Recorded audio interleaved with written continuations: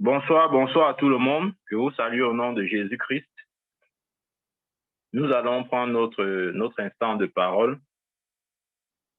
Rappelez-vous, vendredi dernier, nous nous entretenions sur le thème les trois types de connaissances.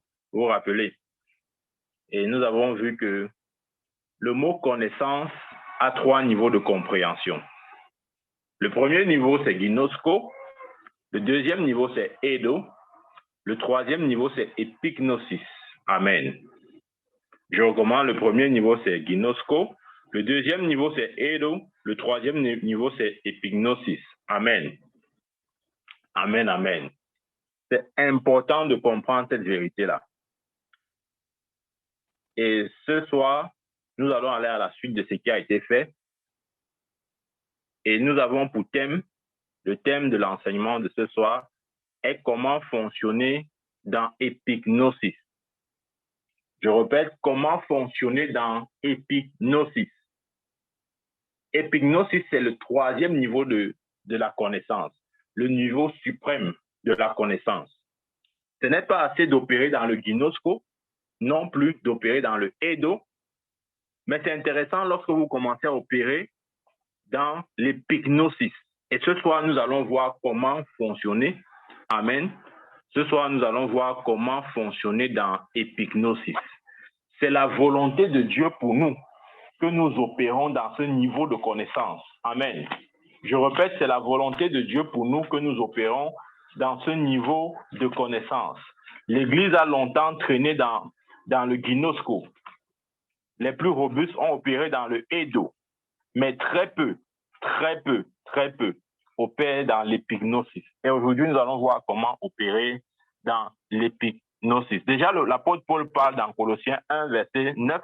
Il dit, c'est pour cela que nous aussi, depuis le jour où nous avons été informés, nous ne cessons de prier pour vous et de demander que vous soyez remplis, suivez, nous ne cessons de prier et de demander que vous soyez remplis de la connaissance de sa volonté. Amen.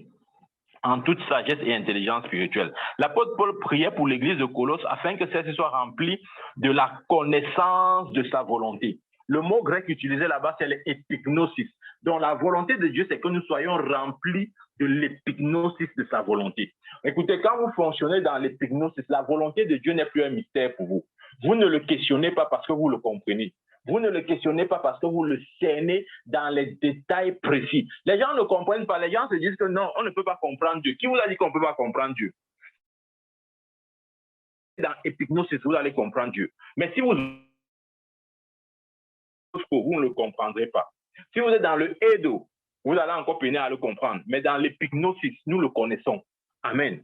Nous le connaissons. Ouais, Jésus n'a jamais dit que je ne connais pas mon Père. Jésus connaissait son Père parce qu'il fonctionnait dans la connaissance de sa volonté. Jésus fonctionnait dans l'epignosis de la volonté de Dieu.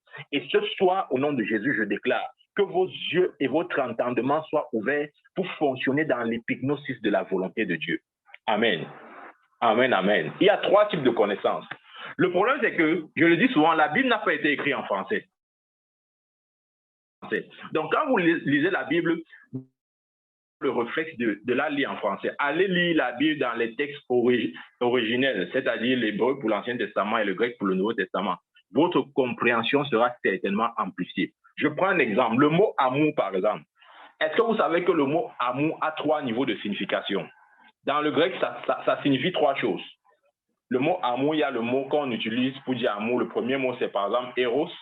Eros qui est l'amour, l'amour charnel, l'amour sexuel, etc. Ouais. Il y a le deuxième type d'amour qui est phileo. Phileo, c'est l'amour fraternel, l'amour qui peut exister entre frères et sœurs. Et le troisième type d'amour, c'est l'amour agapé, c'est-à-dire l'amour de Dieu, l'amour inconditionnel. Ouais. Mais lorsqu'on dit en français amour ou bien aimer, c'est un peu confus. Je prends un exemple. Quelqu'un va dire j'aime la pomme. L'autre va dire j'aime mon mari. L'autre va dire j'aime mon travail. Donc, vous voyez que aimer finalement en français n'est pas, c'est un mot bateau, c'est un fourre-tout. Ça ne renvoie à rien de précis. C'est important de comprendre cela. De la même manière, le mot connaissance a 3 niveaux de compréhension. Il y a le ginosko, il y a le edo, il y a l'épignosis. Et l'apôtre Paul, lorsqu'il parle à l'église de Colosse, il dit, je prie afin que vous soyez remplis de la connaissance de sa volonté, de l'épignosis de sa volonté. Amen.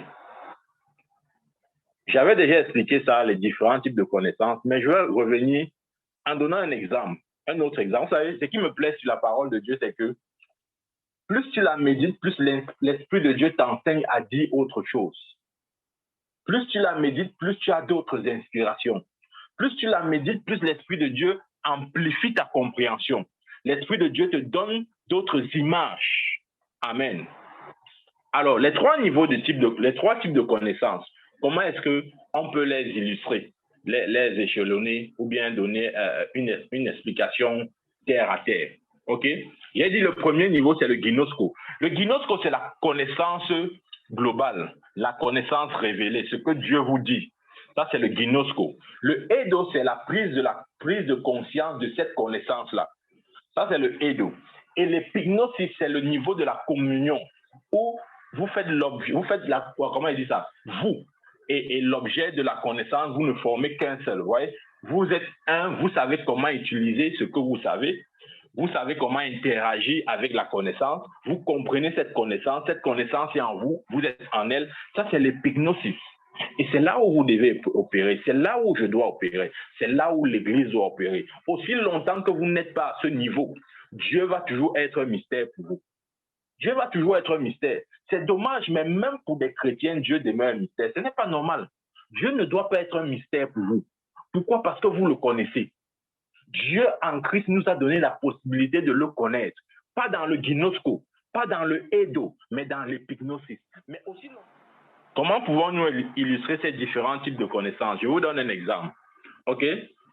Supposons par exemple que je vous dise, je vous ai construit une villa. D'accord? Je vais prendre cet exemple terre à terre pour qu'on comprenne à quoi renvoient les connaissances. Si je vous dis, je vous ai construit une villa, OK, ça veut dire qu'à votre niveau, vous avez la connaissance que vous avez la villa, ou encore que le prophète vous a construit une villa. Ça, c'est une connaissance que vous avez. OK? Mais est-ce que, parce que je vous ai dit que vous avez une villa, vous êtes en train de jouir de votre villa? Non, parce que vous ne l'avez même pas vu d'abord. Vous l'avez juste reçu comme information. OK? Vous ne l'avez ni vu et vous ne l'avez non plus touché. Amen. Vous n'avez ni vu ni touché. Mais cette information en vous, ça c'est le ginosko. Il y a les gens qui connaissent la parole de Dieu de cette manière-là. C'est-à-dire, ils ont reçu une information, mais en réalité, leurs yeux n'ont jamais vu. Leurs mains n'ont jamais touché. Mais c'est une information pour eux. C'est quelque chose de vrai. Ils ne vont pas dire que c'est faux. Mais ça, c'est le ginosko de la parole, le ginosko de la connaissance. Maintenant, lorsqu'on parle edo, le edo, c'est quoi? C'est que je vous dis, par exemple, je vous ai construit une maison et ensuite, je ne le dis pas seulement, je vous donne la clé de votre maison. Quand je vous donne la clé de votre maison, ça éveille en vous un autre type de conscience qui est différent de la conscience que vous avez lorsque je vous dis juste que je vous ai donné une maison. Vous voyez, comprenez ce qu'il veut dire? Ça, c'est le edo. Dans le edo, vous avez la clé de ce que vous possédez. Ça, c'est le edo. Mais lorsque vous avez la clé de votre maison, est-ce que vous pouvez jouir de votre maison? Non. Pourquoi? Parce que vous n'êtes pas entré. Vous avez certes la clé qui vous permet d'entrer, mais vous n'êtes pas encore entré. C'est ça, il y a des chrétiens qui opèrent dans le edo de la connaissance. C'est comme celui-là qui a reçu la clé de sa maison. Il a la clé, c'est vrai. Mais lui-même, il n'est pas encore entré dans sa maison. Amen. Il n'est pas encore entré. Il a la clé, oui, mais il n'est pas encore entré. Et il y a d'autres qui n'ont même pas la clé. Ils ont juste l'information qu'ils ont une maison. Ça, c'est le ginosko. Dans le edo, vous avez la clé. OK? Mais vous n'êtes pas encore entré. Suivez bien l'exemple que je suis en train de vous donner là. Aujourd'hui, l'Esprit de Dieu m'a envoyé ça très fort dans mon esprit. Amen. Ça, c'est la clé. Ça, c'est le edo là-bas. Maintenant, dans l'épignosis, vous n'avez pas seulement la clé. Vous êtes, comment il dit, vous avez ouvert la porte de votre maison. Vous êtes maintenant à l'intérieur de votre maison. Vous communiez avec tous les éléments de votre maison. Vous êtes en harmonie avec toutes les pièces de votre maison. Vous savez exactement où se situe la cuisine, vous y allez, vous savez exactement où se situe le lave-main, vous pouvez y aller, vous savez exactement où se situe la salle des bains, le lit, les chambres. Vous êtes en communion avec tous les éléments de votre maison. Ça, c'est l'épignosis. Amen. Et nous devons opérer dans l'épignosis, où nous sommes en communion avec la connaissance et la pensée de Dieu. Ouais, l'apôtre Paul dit, vous avez la pensée de Dieu. Pourquoi? Parce que dans l'esprit de l'apôtre Paul, l'Église est censée opérer dans l'épignosis de sa volonté. Amen. C'est très important. Nous devons opérer dans l'épignosis de la volonté de Dieu. Vous êtes dans votre maison, ça c'est le niveau épignosis. Vous êtes dans votre maison, vous réjouissez de votre salon, vous pouvez vous réjouir de votre chambre, vous pouvez vous réjouir de votre salle de bain, vous pouvez entrer dans votre salle de bain, vous laver. Ouais, ça c'est le niveau épignosis. Vous comprenez ces choses, vous interagissez avec ces choses. Ces choses et vous ne sont pas, c'est-à-dire c'est plus un mystère. Ce n'est plus un mystère. Écoutez ceci, Dieu ne doit pas être un mystère pour vous. Dieu est un mystère pour le monde, mais il a été révélé pour les chrétiens. Amen. Dieu n'est pas un mystère pour nous. Refusez de voir Dieu comme étant un mystère. Non, absolument pas. Pourquoi? Parce que le Dieu qui se faisait cacher dans l'Ancien Testament s'est révélé à nous. Il n'a plus caché sa face. Sa face nous a été révélée en la personne de Jésus. Et si Dieu ne s'était pas révélé à nous, il n'allait pas dire par la bouche de l'apôtre Paul qu'il voudrait que nous soyons remplis de la connaissance de sa volonté. Comment Dieu dit que soyez remplis de la connaissance épignosis de ma volonté? Et les chrétiens continuent de croire que Dieu ne veut pas qu'il le connaisse. Non, ce n'est pas ça. Ça, c'est le mensonge du diable. Non, vous devez connaître Dieu. Si vous êtes enfant de Dieu, la preuve que vous êtes, c'est que vous connaissez Dieu. Amen. C'est très important. J'espère que vous avez bien compris les différents types de connaissances maintenant. Le ginosko, le edo et l'épignosis. J'ai donné un exemple. Le ginosko, c'est que quand je vous dis par exemple que je vous ai construit une villa, vous avez l'information. C'est clair pour vous. Le prophète vous a construit une villa. Mais est-ce que vous avez les clés de la maison? Non. Vous entrez dans votre maison? Non. Mais est-ce que ça veut dire que vous n'avez pas la villa? Vous avez la villa. Amen. Ça, c'est le ginosko. Dans le edo, je vous donne les clés de votre maison. Vous avez les clés, mais vous n'êtes pas forcément à l'intérieur. C'est-à-dire, vous n'êtes pas forcément entré dans votre maison, mais vous avez les clés. Ça, c'est le edo. Vous êtes conscient, c'est un niveau de confiance de la parole de Dieu. Regardez, si je vous dis que je vous ai construit une villa, et si je vous donne les clés de votre villa, vous êtes d'accord avec moi que c'est deux types de connaissances différentes, ok? Savoir que tu as une villa en ton nom et avoir les clés de ta villa, c'est deux choses différentes. Mais ce n'est pas suffisant. N'opérez pas dans le edo. Vous n'allez jamais voir les choses telles que vous voulez voir ou telles que vous voulez qu'elles se manifestent aussi longtemps que vous êtes dans le edo de la connaissance. Vous devez opérer dans l'épignosis où vous connaissez Dieu. Dieu n'est pas un mystère pour vous. Quand vous vous levez, regardez, vous avez déjà vu Dieu, Jésus dit à ses disciples qu'il ne connaît pas la volonté de son Père. Non. Il connaissait parfaitement la volonté de son Père. Pourquoi? Parce qu'il opérait dans l'épignosis. Dans l'épignosis, la connaissance de Dieu n'est plus un mystère pour vous. Quand vous vous levez le matin, vous savez exactement ce que Dieu attend de vous. Quand vous vous couchez le soir, vous savez exactement ce que Dieu pense de vous. Là, vous opérez dans l'épignosis. Amen. Donc, comme j'ai dit, il y a le ginosko, il y a le edo et il y a l'épignosis. Vous êtes conscient que je vous ai construit une villa. Ça, c'est un type de connaissance. Deuxième niveau, vous avez la clé de votre villa, mais vous n'êtes pas forcément entré. Et troisième niveau, vous utilisez la clé. C'est justement ça le principe. Vous utilisez la clé pour avoir accès à votre villa, de sorte que vous puissiez jouir de toutes les pièces de votre maison. Vous puissiez jouir de votre salon, vous puissiez jouir de votre cuisine, vous puissiez jouir de vos salles de bain et de votre chambre à coucher. Amen. Ça, c'est l'épignosis. Regardez. J'espère que je vais pouvoir dire tout ce que j'ai préparé ce soir. Ouvrons notre Bible ouvrons notre Bible. Vous allez aimer cette partie, je vous assure. Dans Jean chapitre 13. Dans Jean chapitre 13, verset 17. Amen, amen. Ouvrez votre Bible. C'est important de faire ces études avec la parole de Dieu.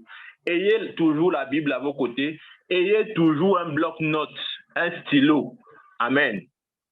Amen. Ça démontre du sérieux et de l'attachement que nous portons à la parole de Dieu. Dans Jean 13, verset 17, il est écrit, suivez, c'est Jésus qui parlait, il dit, suivez très bien, s'il vous plaît.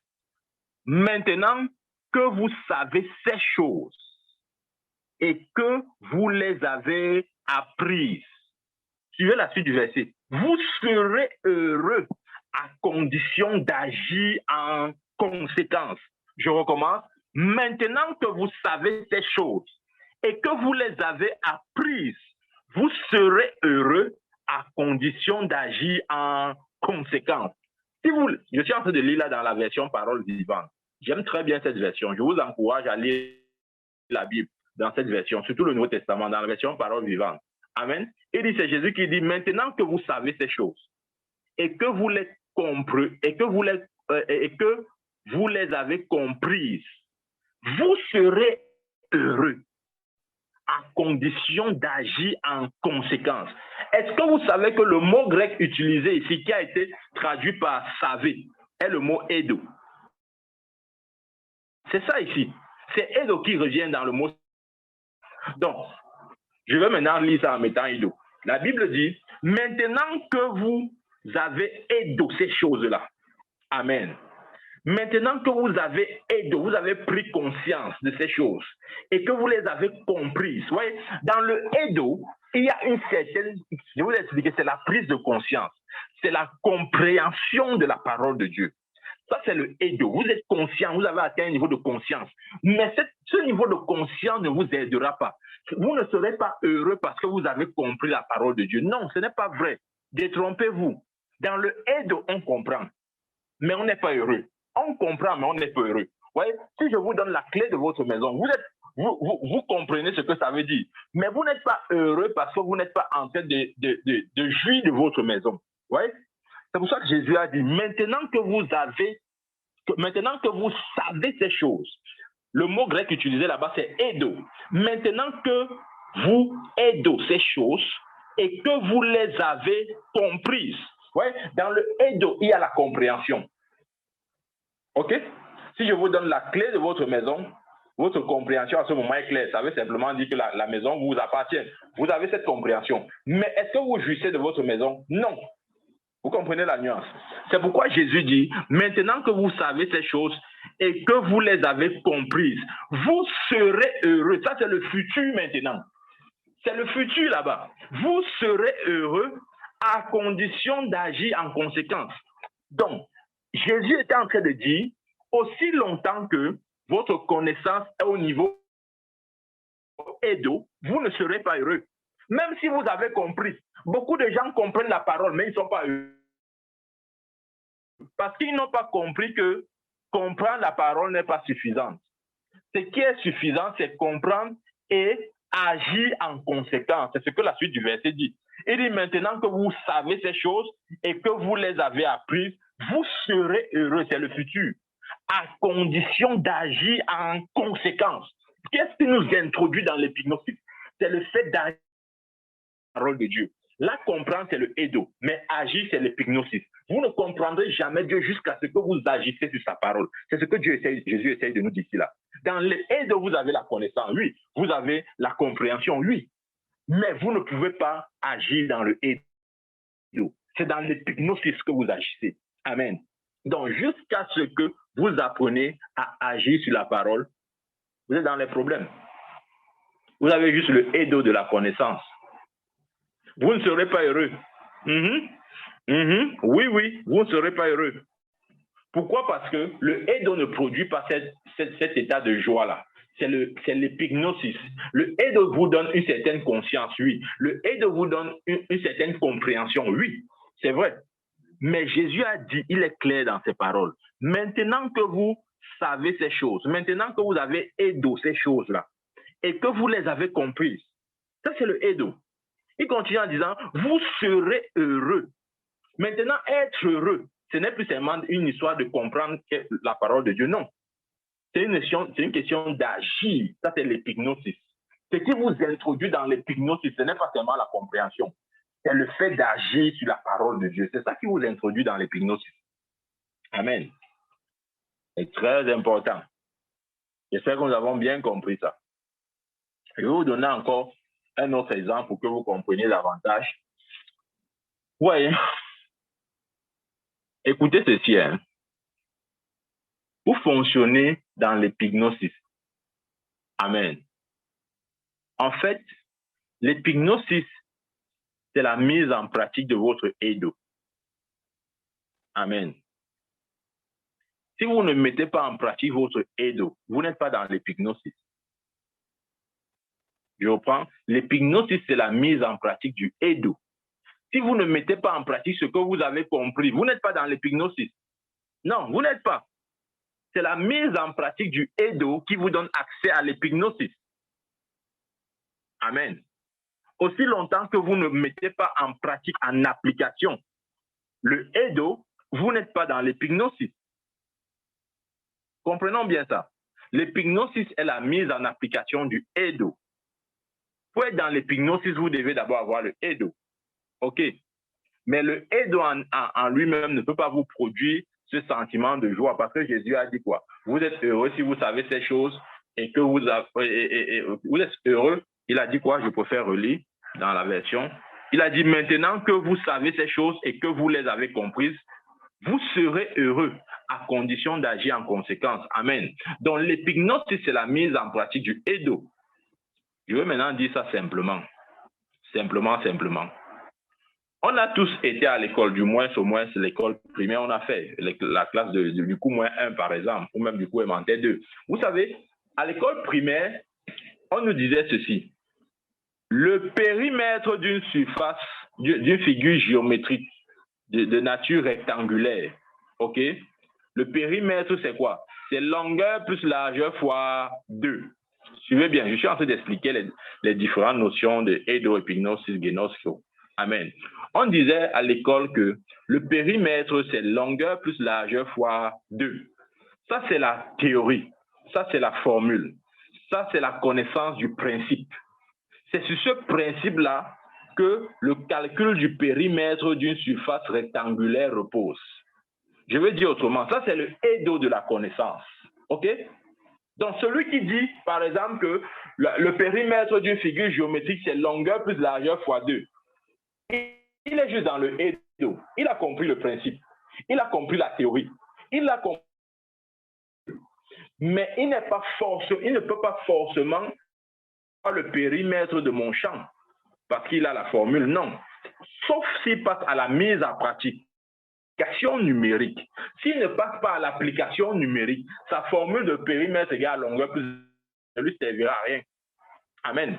Je prends un exemple. Si je viens vous poser la question, quel est le périmètre de mon champ rectangulaire? Vous n'avez pas dit que le périmètre c'est longueur plus largeur fois 2, ça ne veut rien dire. Ça veut dire quoi concrètement? Vous ne pouvez pas me dire que ça fait juste longueur plus largeur fois 2. Ça, c'est la théorie. Ça, c'est la formule. Ça, c'est la connaissance du principe. Ça, c'est le Edo. Ça veut dire que vous avez compris comment on calcule le périmètre d'une figure rectangulaire. Mais vous n'avez pas forcément le périmètre de mon champ. Jusqu'à ce que vous preniez les mesures de ma longueur et les mesures de ma largeur. Et vous appliquez votre théorie afin de calculer le périmètre de mon champ. C'est ce que j'essaye de vous dire. Ce que je vous dis, c'est quoi? C'est que dans le Edo, vous avez le principe, oui, vous avez compris, oui, vous avez la formule, oui, vous avez la théorie, oui, mais vous ne pouvez pas entrer dans la mise en application ou dans la réalité. Pourquoi? Parce que vous n'êtes pas passé à l'application numérique. L'épignosis, c'est l'application numérique du Edo. Amen. Ça, c'est important de comprendre. Donc, rappelez-vous, nous sommes en train de parler ce soir sur comment faire fonctionner, comment opérer dans l'épignosis. Amen.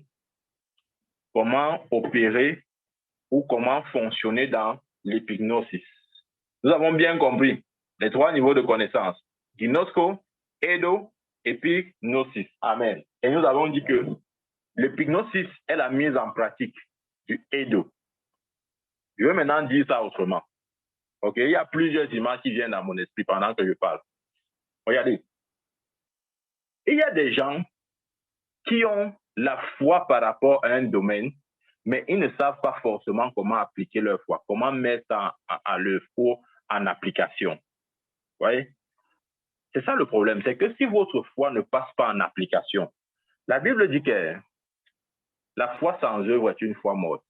Votre foi doit être en action pour qu'elle soit vivante. Amen. Quel que soit le volume de votre foi, tant qu'elle n'est pas exercée, elle ne vous servira à rien. Amen. Donc, maintenant, pour fonctionner dans l'épignosis, en d'autres termes, ça revient à se poser la question suivante: comment faire fonctionner la foi? Parce que dans l'épignosis, ce qui compte, c'est la foi. C'est la foi en mouvement, l'épignosis.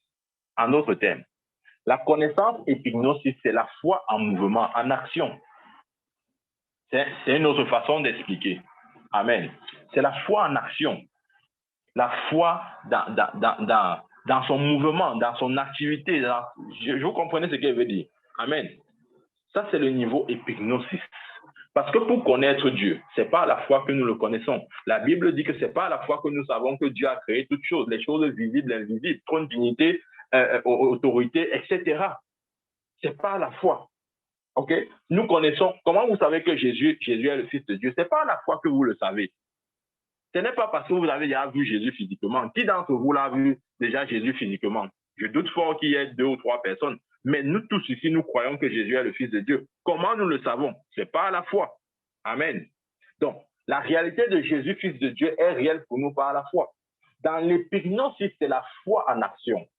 C'est ce qu'il faut comprendre aussi. Quand vous opérez dans la connaissance épignosis, ça veut simplement dire que votre foi est en action. Amen. Votre foi est en train de bouger. Votre foi est en train d'agir. C'est très important de comprendre. Donc, comment opérer dans l'épignosis? Il faut savoir comment faire fonctionner la foi. Ça, c'est la clé. Tu veux bien, c'est la clé. Vous ne pouvez pas opérer dans l'épignosis. Pour opérer dans l'épignosis de la connaissance, votre foi doit être active. Amen. Alors, comme ça, parlant de foi, il y a plusieurs types de foi. Hein. Et je veux pas aujourd'hui m'enseigner sur les différents types de foi, mais je veux m'attarder sur la foi qui compte, la foi qui intervient dans l'épignosis. OK? Nous pouvons par exemple parler comment il dit, d'un état de foi faible ou de foi forte. OK? Regardez. Disons quelque chose dessus. Hein. Dans Romains, ouvrons notre Bible. Dans Romains chapitre 4, verset 19, il est écrit, je lis. Et sans faiblir dans la foi, il ne considéra point que son corps était déjà usé, puisqu'il avait près de 100 ans et que Sarah n'était plus en état d'avoir d'enfant. Ici, nous parlons de qui? Nous parlons d'Abraham. La Bible dit, et sans faiblir dans la foi. Amen. Ça veut dire qu'Abraham n'avait pas la foi faible. Oui? Il y a des chrétiens qui ont la foi faible. Aussi longtemps que votre foi est faible, vous ne pouvez pas opérer dans l'épignosis. Non. L'épignosis demande de la foi forte. Amen. Pour opérer dans l'épignosis de Dieu, l'épignosis de la connaissance, ça demande que votre foi soit forte. Amen. Exemple, Abraham. La Bible nous dit, Romains 4, 19, et sans faiblir dans la foi. Sans faiblir dans la foi. Amen. Je vous dis ceci. En réalité, hein, la foi faible est le résultat du manque d'exercice. Si vous n'exercez pas votre foi, elle sera faible. Vous comprenez ce que je dis? Je répète. Si vous n'exercez pas votre foi, elle sera faible. Amen. Ça veut dire quoi? Ça veut dire que lorsque vous entendez la parole de Dieu et que vous n'agissez pas, votre foi sera faible. Amen. Aussi longtemps que vous vous bornez seulement à entendre la parole, sans agir sur la parole, votre foi ne sera jamais forte. Et si votre foi n'est pas forte, vous n'opérerez jamais dans le niveau épignosis. Le niveau épignosis, ce n'est pas pour les bébés spirituels. Oubliez ça, ce n'est pas comme ça. Non. Les bébés spirituels n'ont pas accès à ce niveau. Le niveau épignosis, c'est pour les gens matures dans la foi. C'est pour des gens forts. C'est pour des... Aïe, je crois que je dois un peu lire le verset là. Ouais, souvent quand je parle comme ça, il y a beaucoup de versets qui se bouquinent dans ma tête en même temps. Lorsque l'apôtre Jean, il parle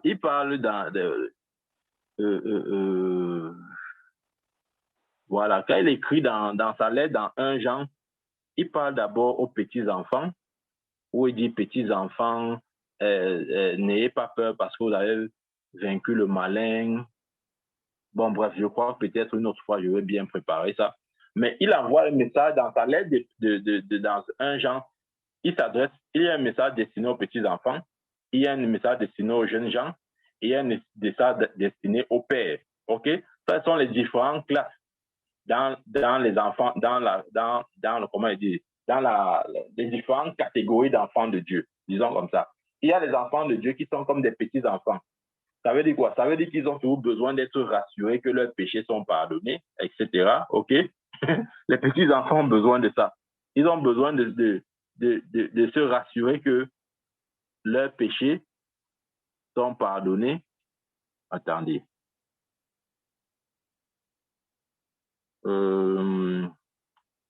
Les petits-enfants. Voilà. Regardez par exemple ici, là. Dans 1 Jean chapitre 2, verset 12. Vous voyez ce qu'il dit? Il dit ici, je vous écris petits-enfants parce que vos péchés vous sont pardonnés à cause de son nom. Ouais, les petits-enfants, c'est la catégorie de chrétiens qui sont toujours là en train de lutter avec le péché. En fait, toute leur attention est concentrée sur le péché. Leur vie chrétienne, en fait, ils se disent que la vie chrétienne ne consiste qu'à parler du péché.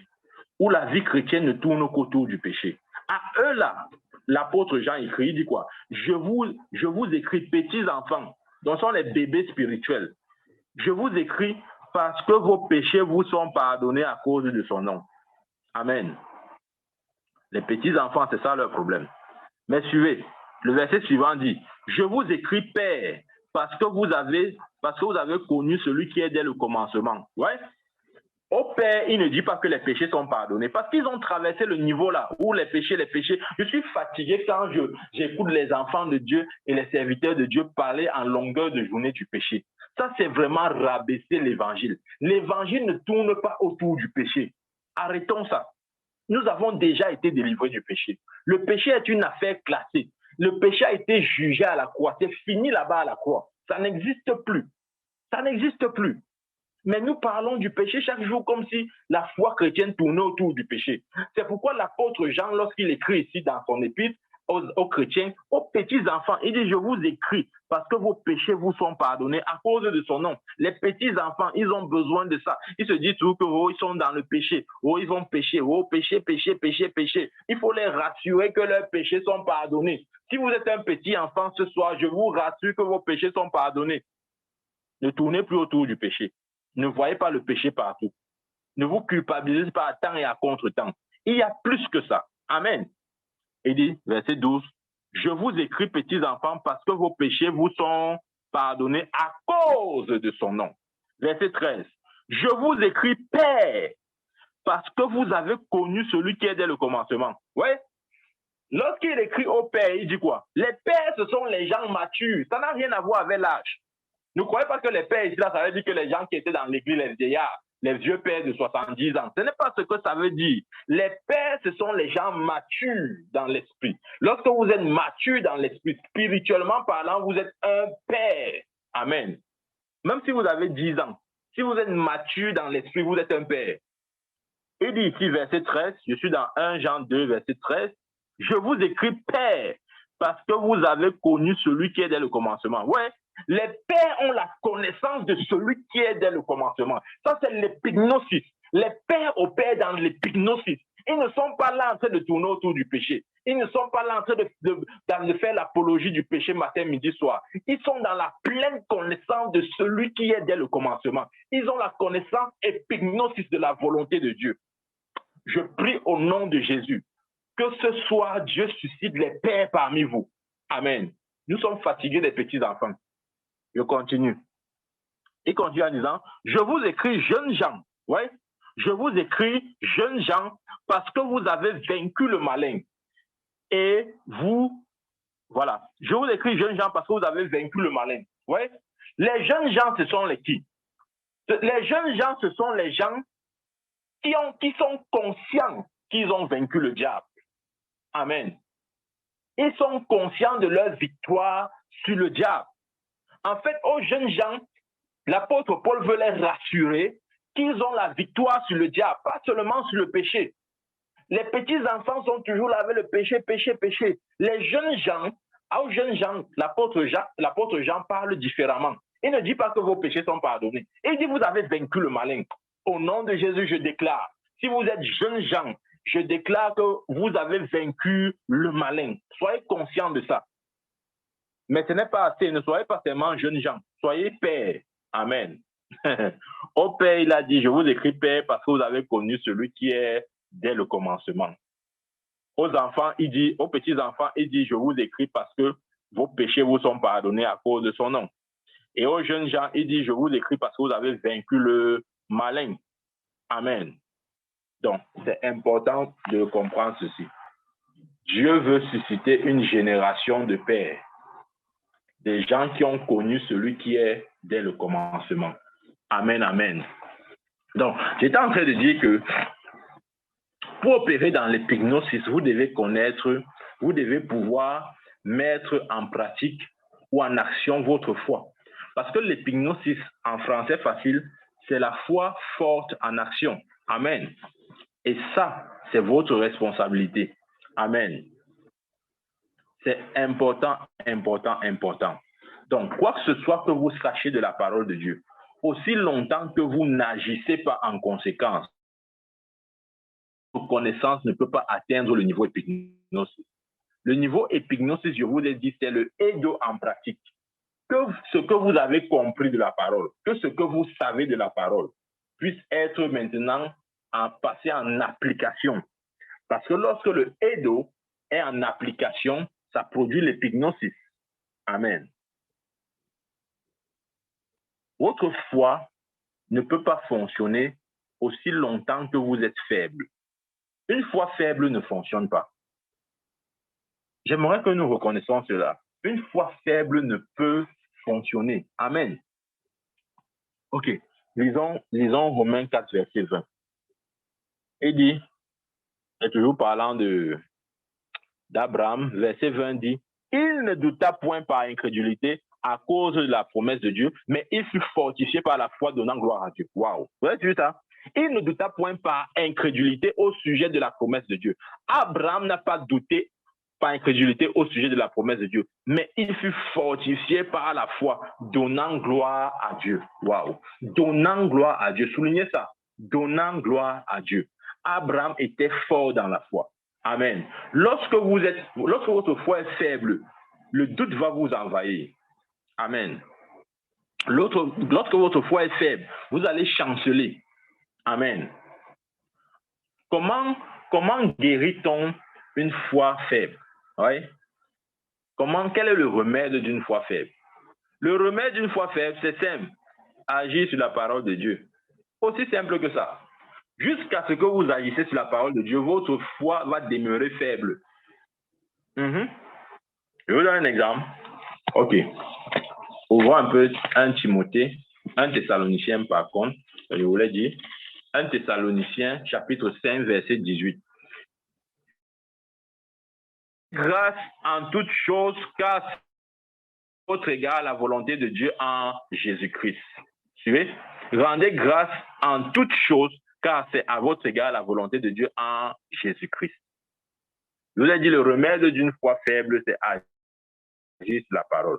Ça veut dire que lorsque vous lisez un verset comme celui-ci que je viens de dire, rendez grâce à Dieu en toutes choses, car c'est la volonté de Dieu pour vous en Jésus-Christ.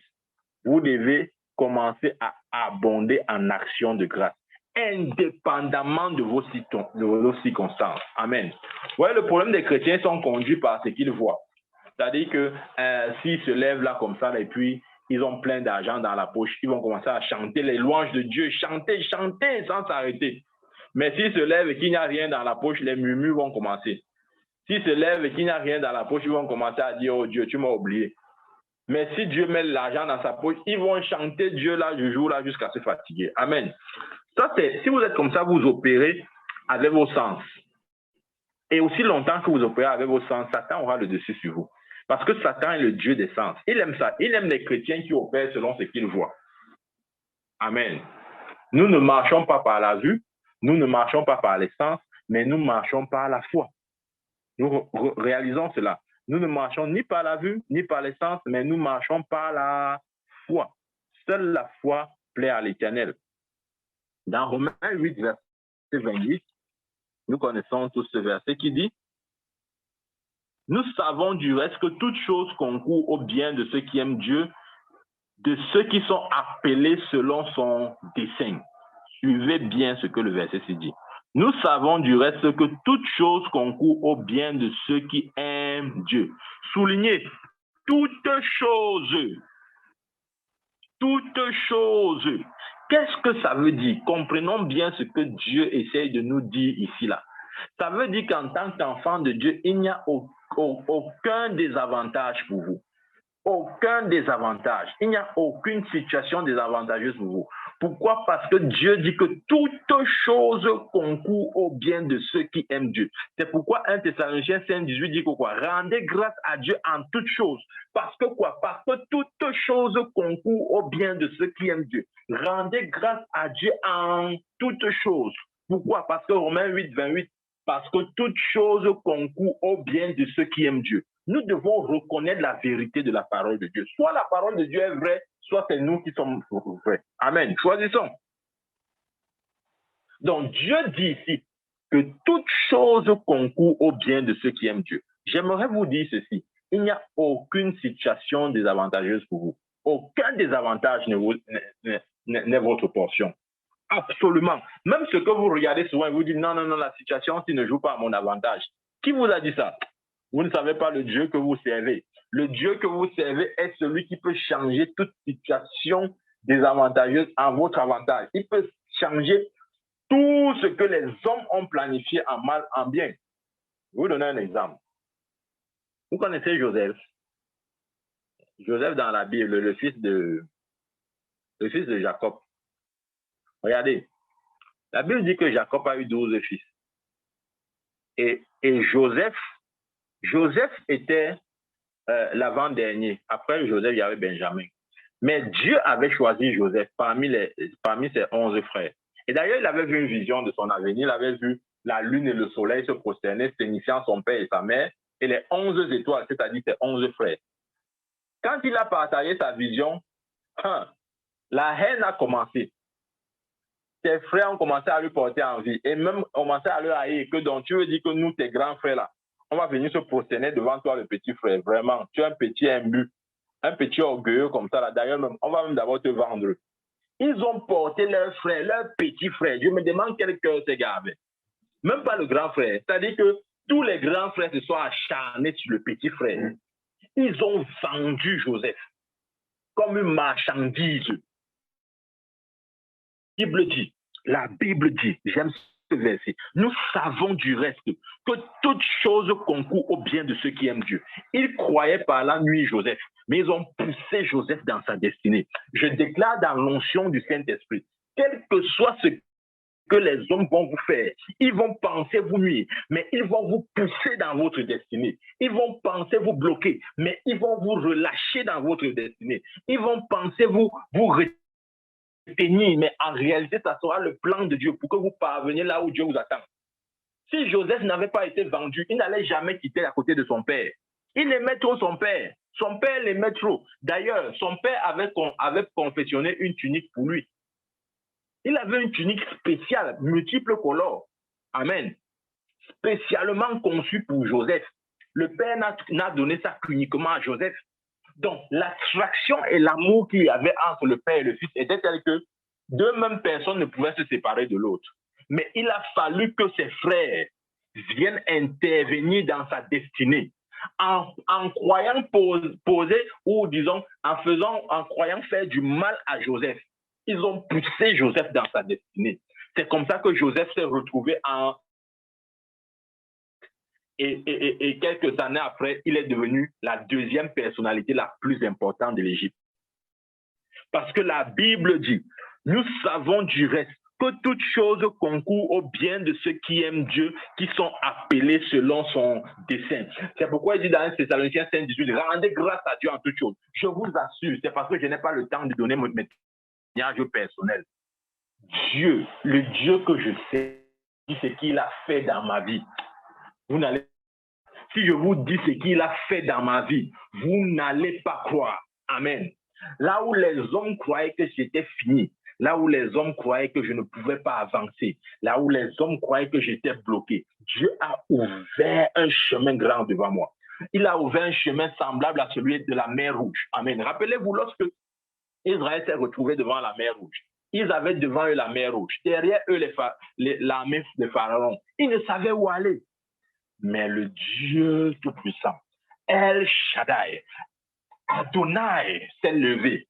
Il a dit jamais, votre fin ne sera pas ici. Vous allez traverser cette mer. Pas traverser cette mer avec un bateau, non. Même pas traverser dans de l'eau ou sur la boue, non. Vous allez traverser cette mer à sec. Le Dieu du ciel et de la terre a fendu la mer jusqu'à son fond. La Bible dit que le peuple d'Israël a traversé à sec une mer. Vous ne savez pas le Dieu que vous servez. Il dit, nous savons du reste que toute chose concourt au bien de ceux qui aiment Dieu. Rendez grâce à Dieu en toutes choses. Écoutez, la foi est comme un muscle. Si elle ne se développe pas, elle ne peut se développer qu'en s'exerçant. Vous voyez? Si vous n'exercez pas votre foi, elle ne se développera pas. Je vous dis la vérité. Si vous n'exercez pas votre foi, elle ne se développera pas. C'est par l'exercice que nous développons notre foi. Amen. Dans Philippiens 4, versets 6 à 7, il dit, ne vous inquiétez de rien, mais en toute chose, faites connaître à Dieu vos besoins par des prières et des supplications avec des actions de grâce. Et la paix de Dieu qui surpasse toute intelligence gardera vos cœurs et vos pensées en Jésus-Christ. Amen. Ça veut dire quoi? J'ai posé la question tout à l'heure, comment guérir une foi faible? C'est en pratiquant la parole de Dieu, en agissant sur la parole de Dieu. C'est la seule façon pour vous d'avoir une foi forte. Ne vous dites pas que vous pouvez avoir une foi forte différemment. Non. Jusqu'à ce que vous pratiquez, vous agissez sur la parole, votre foi sera toujours faible. Qui que vous soyez. Vous voyez par exemple le passage que je viens de lire ici. Il dit, ne vous inquiétez de rien, mais en toute chose, faites connaître vos besoins à Dieu par des prières, des supplications avec des actions de grâce. Et la paix de Dieu qui surpasse toute intelligence gardera vos cœurs et vos pensées en Jésus-Christ. Ça veut dire quoi? Lorsque vous lisez ce passage, Dieu attend de vous que vous pratiquiez, que vous le pratiquiez. Donc, refusez de vous inquiéter.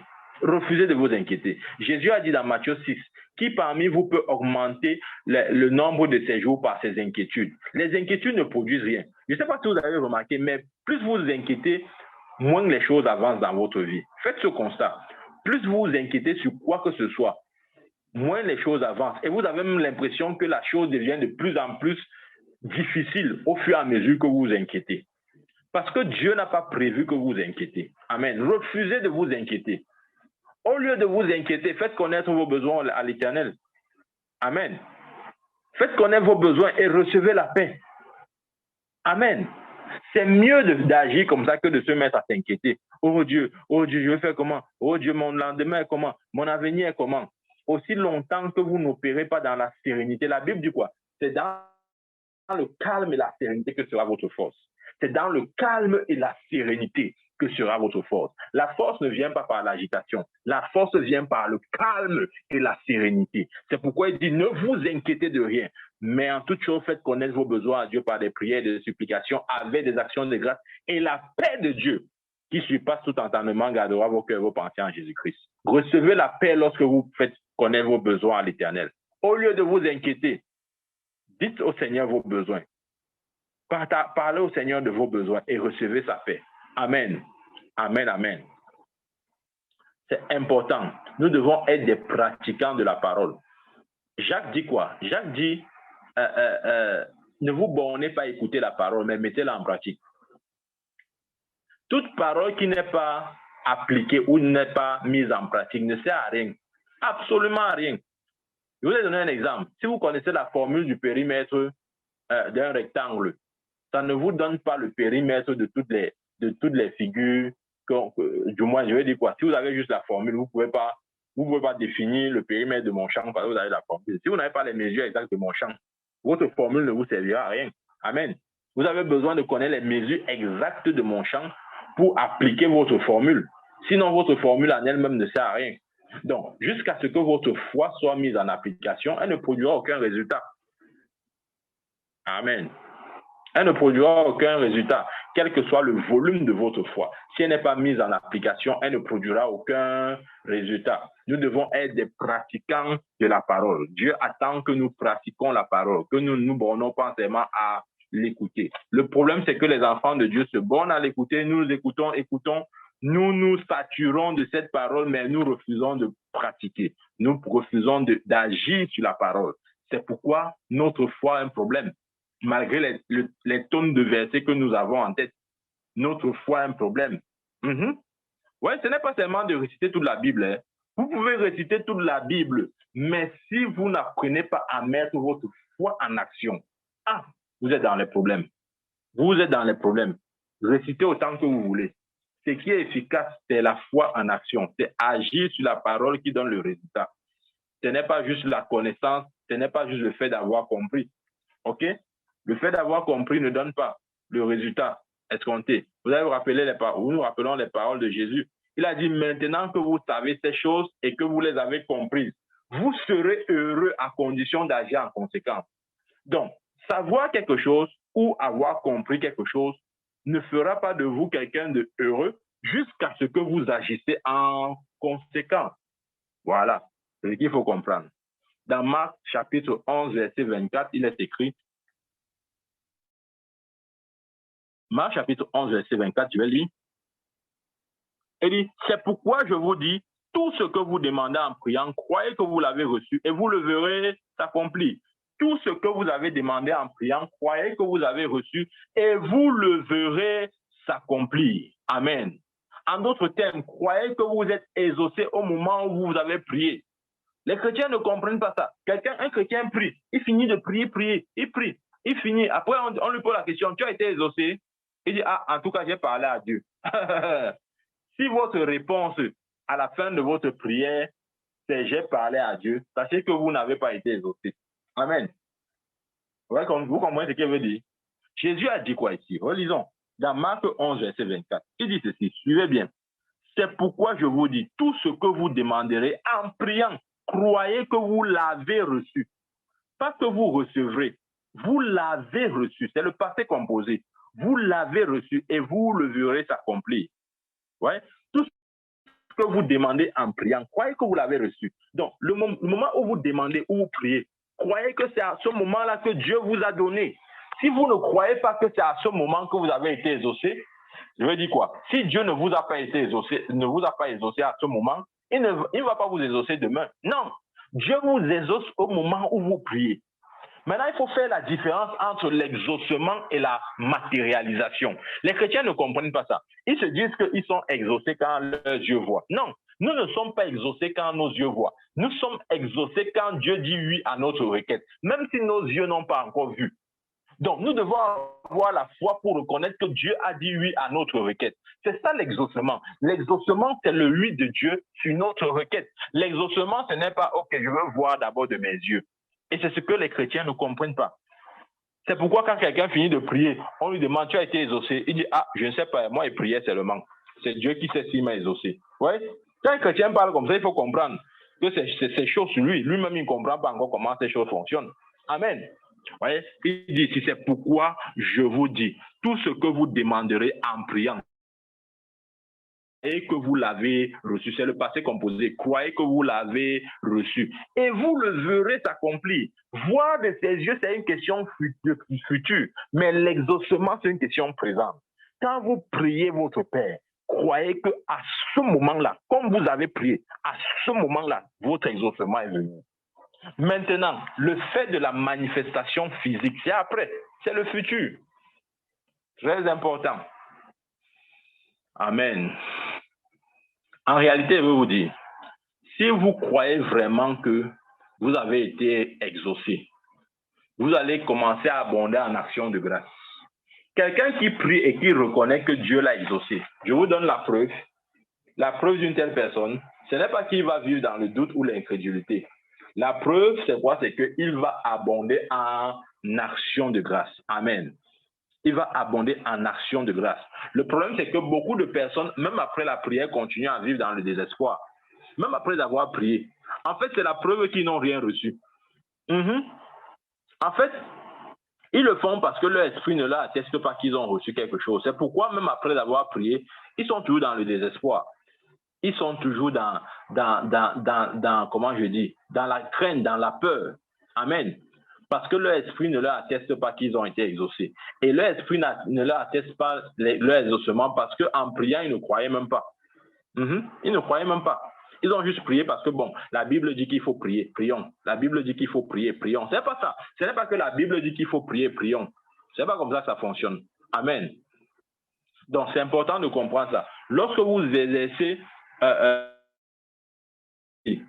la pratique, l'exercice même, c'est ce qui rend votre foi. Maintenant, il faut savoir ceci. Pendant l'exercice de votre foi, ok, vous ferez certainement des erreurs. Dieu a prévu ça. Il n'y a aucun enfant qui marche sans ramper et tomber. Jamais, ok? Donc, ne vous dites pas que comme vous êtes tombé ou bien comme vous avez fait un faux pas, ok, vous êtes découragé. Non, ne vous découragez pas. Revenez à la charge. Amen. Lorsque vous essayez de mettre votre foi en pratique, ça c'est clair, qu'on ne se trompe pas. Vous ferez cette... Mais ne vous inquiétez pas, ça fait partie de vos tâches. Je donne un exemple pour expliquer ce que je dis.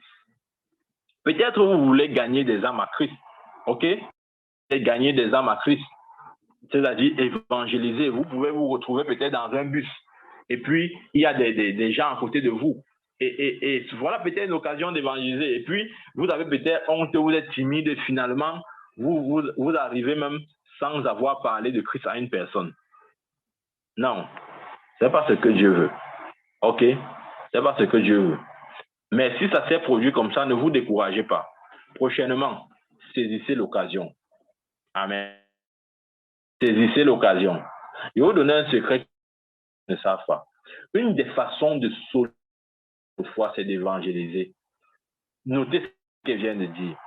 Une des façons de rendre votre foi solide, forte, c'est d'apporter. Amen. Jusqu'à vous apprenez à gagner les âmes à Christ. Je vous assure, votre foi ne peut pas atteindre un niveau de solidité. Ce n'est même pas possible, ça n'existe pas.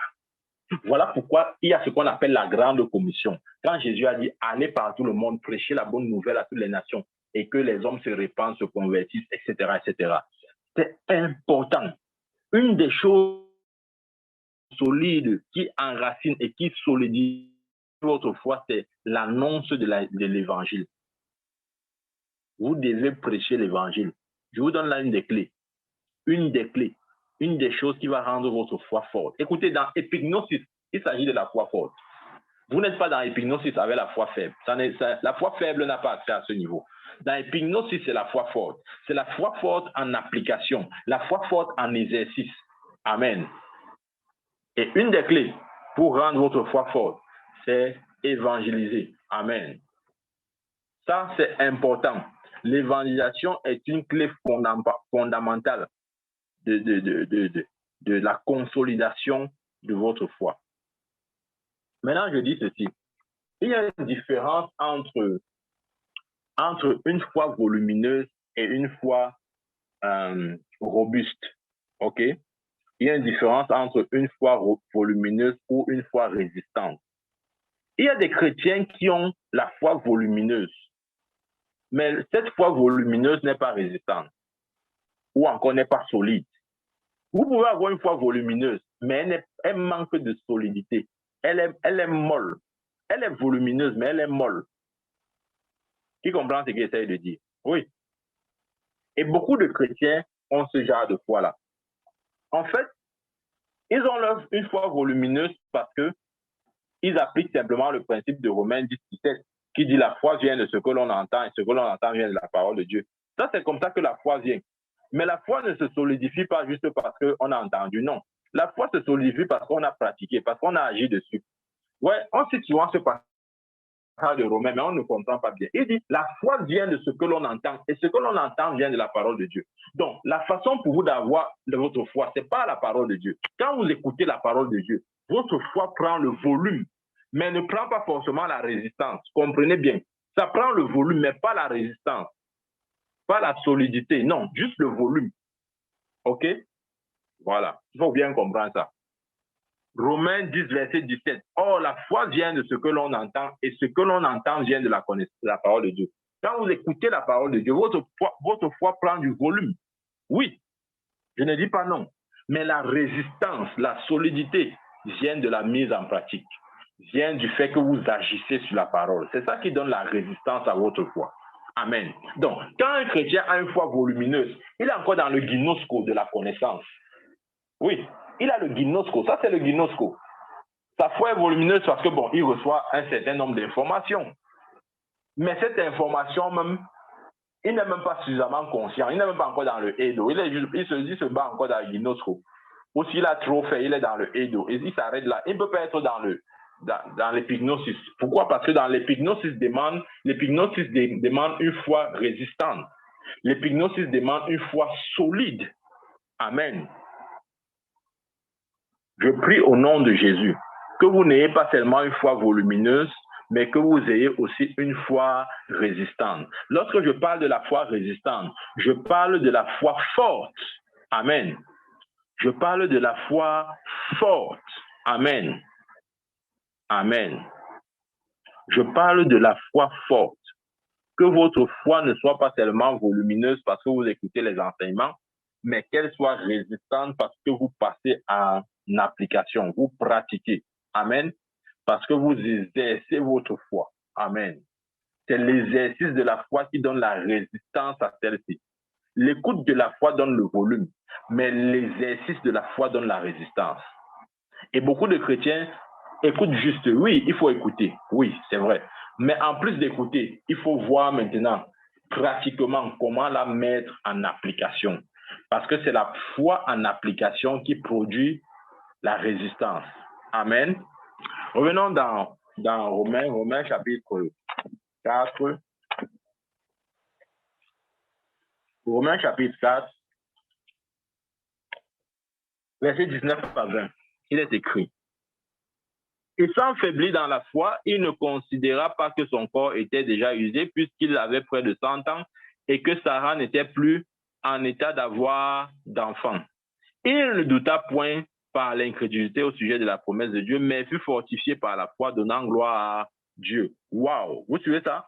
Et fut fortifié dans la foi, suivez bien la fin du verset, mais il fut fortifié par la foi, donnant gloire à Dieu. En réalité, celui qui a une foi forte rend toujours gloire à Dieu. La preuve que votre foi est forte, c'est que vous ne vous plaignez plus, vous n'accusez plus personne, mais vous commencez à rendre gloire à Dieu. Quand quelqu'un n'arrive pas à rendre gloire à Dieu, il faut comprendre, c'est parce que sa foi est encore faible. Il ne faut pas en lui en vouloir, non, c'est parce que sa foi est faible. La foi faible ne peut pas rendre gloire à Dieu. Seule la foi forte. Amen. Exemple, Abraham. Amen.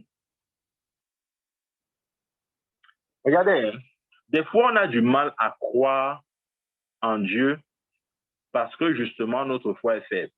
Quand votre foi est forte, peu importe ce que Dieu dit, vous ne peinez pas à comprendre, à y croire.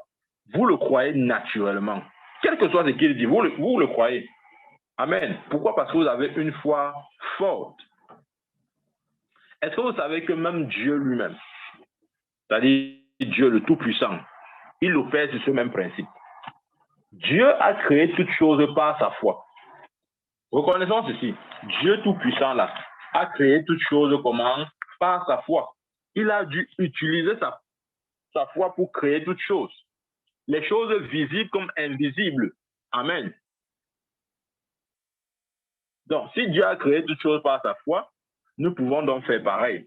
Nous aussi, nous pouvons créer toutes choses par notre foi. Dans Marc 11, verset 22, il est écrit, et je lis, Jésus prit la parole et leur dit, ayez foi en Dieu. Ouais, j'aime pas trop la version 8 secondes ci. Une autre version dit, ayez la foi de Dieu. Amen. Donc, Dieu nous dit ici, Jésus nous dit, ayez la foi de Dieu. En d'autres termes, ayez le genre de foi qui est en Dieu.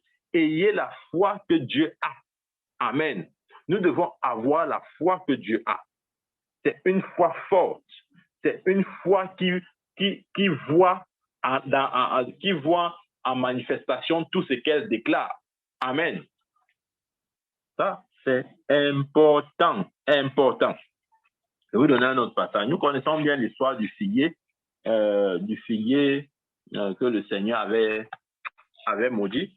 Nous allons la lire, cette histoire dans Marc chapitre 11, verset 12 à 13. Il dit, le lendemain, après qu'il fut sorti de Béthanie, Jésus eut faim.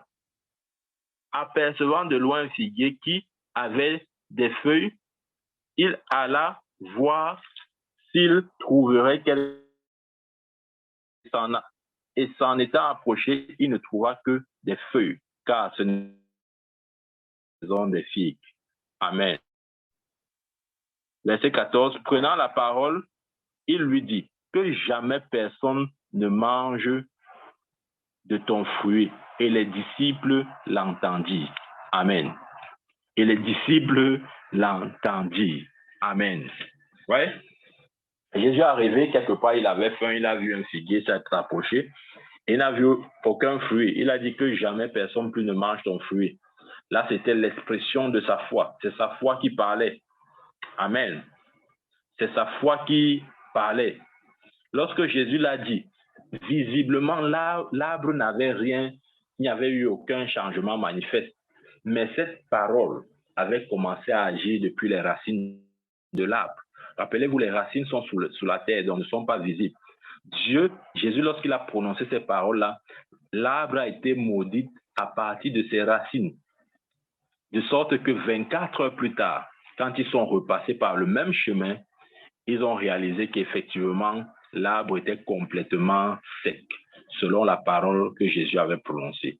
Amen. Donc, c'est important, important, important.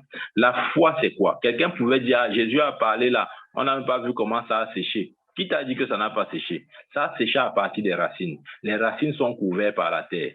Et étant couvertes, elles sont donc invisibles. Ce que je veux dire, c'est quoi? C'est que la foi ne veut pas dire que vous ne ressentez pas la douleur ou vous ne ressentez pas le problème ou que le problème disparaît. Non, la foi, c'est, même si c'est là, je refuse de m'attarder sur cette réalité. Je pose ma foi sur quelque chose de beaucoup plus solide que mes sensations, beaucoup plus solide que mon feeling, etc. Amen. C'est ça la foi. Rappelez-vous que Abraham, la Bible dit qu'Abraham avait 100 ans et Sarah avait 90 ans. Donc, le corps d'Abraham était usé. Pareil, Sarah, non seulement en plus d'être stérile, elle était déjà ménopausée. Même si elle était en santé, elle était déjà ménopausée à 90 ans. Une femme n'a plus ses règles, donc ne peut plus accoucher, enfanter. Amen. Mais il a refusé de considérer toutes ces choses. Il a tenu ferme dans la foi et bien sûr, sa foi a produit les résultats. Nous devons considérer la parole de Dieu plus que toute autre chose. La Bible dit dans Romains 3:4 que Dieu soit considéré pour vrai et tout homme pour menteur. J'aimerais que vous sachiez ceci, que la parole de Dieu soit la seule chose vraie pour vous et que toute autre chose soit vue comme mensonge à vos yeux. Amen. Que sa parole seule fasse l'objet de vos croyances. La parole de Dieu seule doit faire l'objet de vos croyances. Ne croyez en personne, en la parole de personne, si ce n'est à celle du Dieu vivant. Et sa parole a été consignée dans la Bible. Amen. Chaque parole que vous trouvez dans la Bible est la parole qui vient du souffle de l'Esprit du Dieu vivant. Et c'est dans cette parole que vous devez trouver votre foi, dans cette parole que vous devez trouver votre vie, dans cette parole que vous devez trouver votre accomplissement. Amen. Dans 2 Corinthiens 1, verset 20, il est écrit, je lis, « Car pour ceux qui aiment toutes les promesses de Dieu, lui, qu'est le oui, et pourquoi Amen par lui est prononcé par nous la gloire de Dieu. Amen. Vous êtes sûr ça? Ok, je vais relire. Il dit ceci. Pour ce qui concerne toutes les promesses, de Dieu, toutes. Écoutez, on a dit toutes, on n'a pas dit quelques-unes. Pour ce qui concerne toutes les promesses de Dieu, c'est en lui qu'est le oui. En l'Éternel est le oui. C'est pourquoi encore l'amen par lui est prononcé par nous à la gloire de Dieu. Les promesses de Dieu sont oui, mais le amen, nous devons le prononcer. Dieu a dit oui à toutes ses promesses, mais nous devons ajouter notre amen.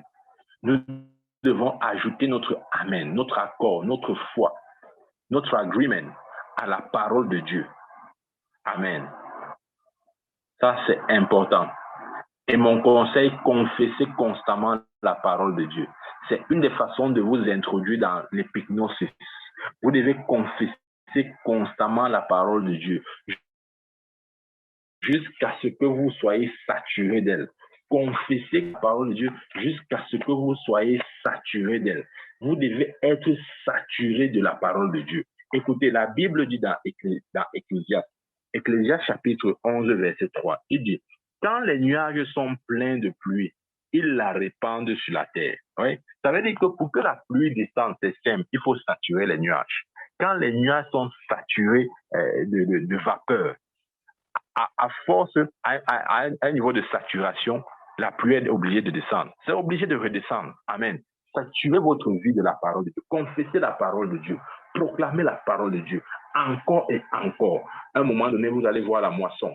Vous allez voir cette parole s'accomplir dans votre vie. Vous allez voir votre esprit baigner dans l'épignosis. Vous allez voir comment vous parvenez à la compréhension exacte de la pensée de Dieu.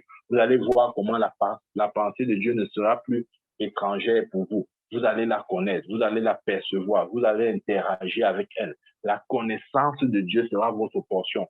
Vous ne serez plus un petit enfant à qui on a dit les péchés sont pardonnés. Vous ne serez plus un jeune Jean à qui on a dit vous avez vaincu le malin, mais vous serez un père parce que vous avez connu celui qui est dès le commencement. Que Dieu bénisse sa parole, qu'il nous bénisse au nom de Jésus-Christ. Amen, amen. Je vais prier pour nous. Père, au nom de Jésus, béni sois-tu. Merci pour ta parole. Merci pour ta parole qui est esprit et vie. Seigneur, je prie afin que cette parole germe dans nos cœurs et produise des fruits pour ta gloire. Au nom de Jésus, j'ai prié. Amen, amen, amen. Que Dieu vous bénisse. Que Dieu vous bénisse et vous garde au nom de Jésus-Christ.